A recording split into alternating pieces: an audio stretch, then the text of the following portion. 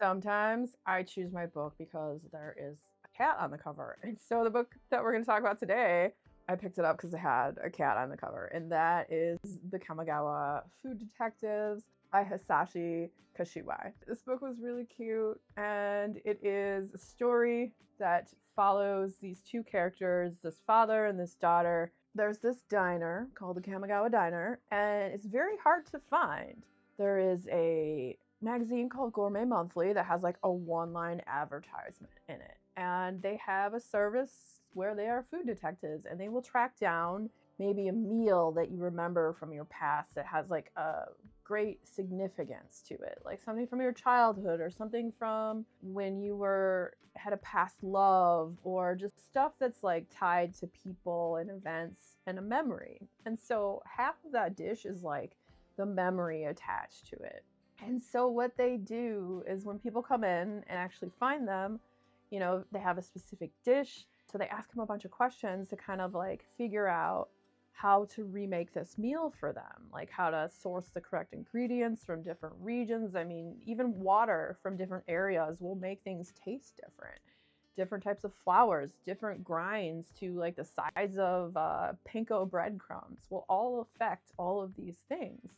And so it's a matter of like tracking down the people that maybe one had known for these different things. One of the dishes was this lady wanted remade was this beef stew. And so they do all kinds of different cuisine. It doesn't have to just be traditional Japanese. It can be all different Italian, American, Chinese, and what have you.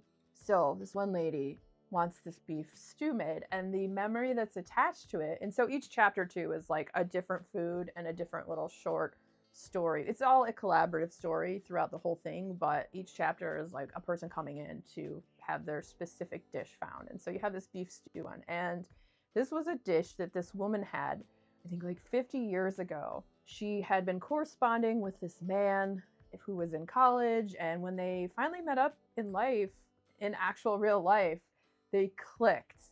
And he had asked her out on a date, and they went out to dinner, and they had this wonderful beef stew. And she had this memory of like when the beef stew was being made, the chef actually started peeling like the potatoes and carrots to go in it, right? Like when they got there, like making it then and there. Nothing was pre-prepped and this, that, and the other. And the guy she had went on this date with like proposed marriage, and she freaked out and ran away. So she has all these like memories attached to like, okay, what would have happened had she stayed? And, is this guy still alive?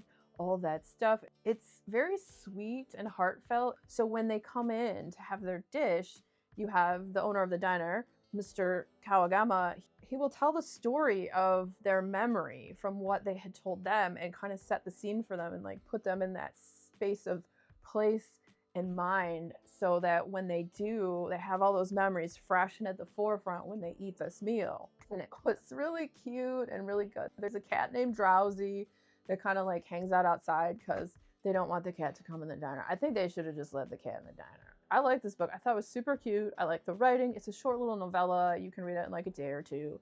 And it's just sweet and heartfelt as you go through each person's story. The only thing I didn't like, and this is probably because I am a cat person, let the cat in.